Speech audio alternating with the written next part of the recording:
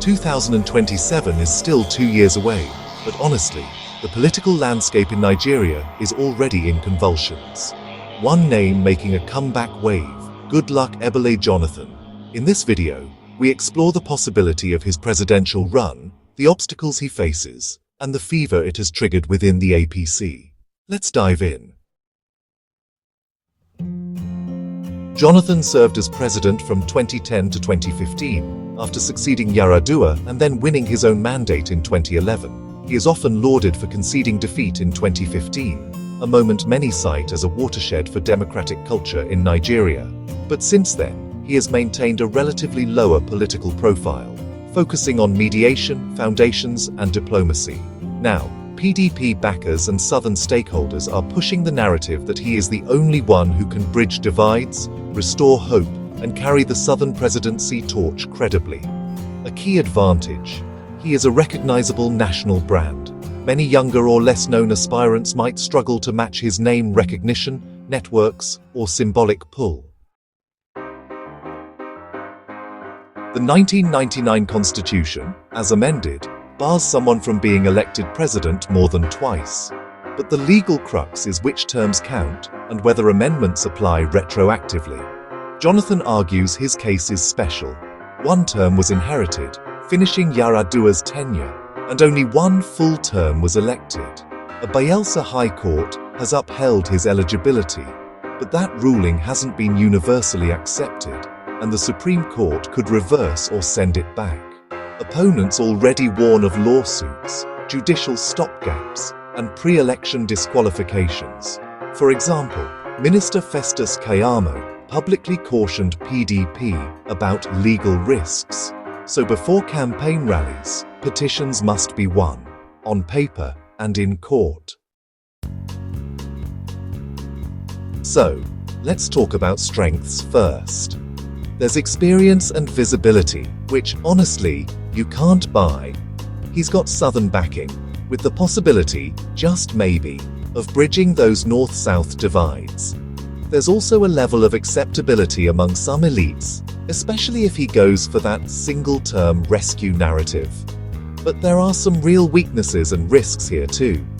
There's legacy baggage. Critics will dredge up unresolved problems from his tenure, no doubt. He's got to rebuild a political structure that's been, well, almost dormant.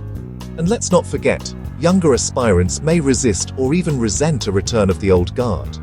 There's also this question of commitment. Some may see him as just a caretaker or a transitional figure, not really a visionary mover. Timing is everything here. If he waits too long, he cedes ground. But if he moves too early, he exposes vulnerabilities. Now, the APC has already publicly dismissed him, calling Tinubu unbeatable and warning that nostalgia is no platform. Some in party media are suggesting that the whole plot to drag Jonathan into the race is really just a move to undermine momentum in the South-South for Tinubu's re-election bid. Ministers like Keyamo have already, preemptively cautioned that Jonathan's candidacy may not even survive a court test, aiming to inoculate APC supporters. The real fear here is Jonathan walking into a space that the APC believed was relatively safe. His re-entry could upset power calculations, shift allegiances, and just make the contest less predictable. So, in essence, Jonathan's candidacy, even though it's not yet confirmed, is already forcing the APC to defend, distract, and preempt. So, what happens next? Scenario A. He goes for a full-blown run on the PDP ticket. Jonathan formally declares, clears the legal hurdle, wins the PDP nomination, maybe even through an automatic ticket, and then campaigns. He becomes a formidable opponent. Scenario B. He becomes more of a proxy or drafted candidate, or just partially engages. Maybe he lets others carry him as a figurehead while he plays kingmaker behind the scenes. Perhaps he endorses a younger candidate, but still pulls the strings. Scenario C. He declines or stalls. The legal risk is just too high, the internal party resistance is strong, or he decides to stay as a guiding elder. In that case, the APC avoids the headache of high-profile opposition, but still remains wary. So, what should we be watching for? Key indicators include a formal declaration or campaign launch, his party affiliation, whether it's PDP, ADC, or some coalition, court rulings on eligibility, alliances with northern power brokers, and of course, messaging. Will he campaign on experience, unity, rescue? That's something we'll have to watch closely. Will Goodluck Jonathan make a comeback in 2027? Honestly, we don't know yet. But what's clear is that his spectre is already changing the political chessboard, provoking defensive moves by the APC and encouraging whispers across party lines. If he enters, he'll face a legal tightrope, legacy critiques, and the tough challenge of reactivating political machinery. But his name, his experience, and his Southern identity give him undeniable weight.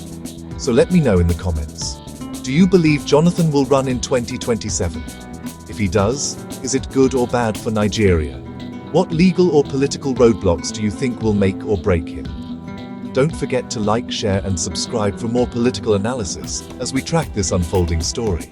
Thanks for watching. See you in the next one.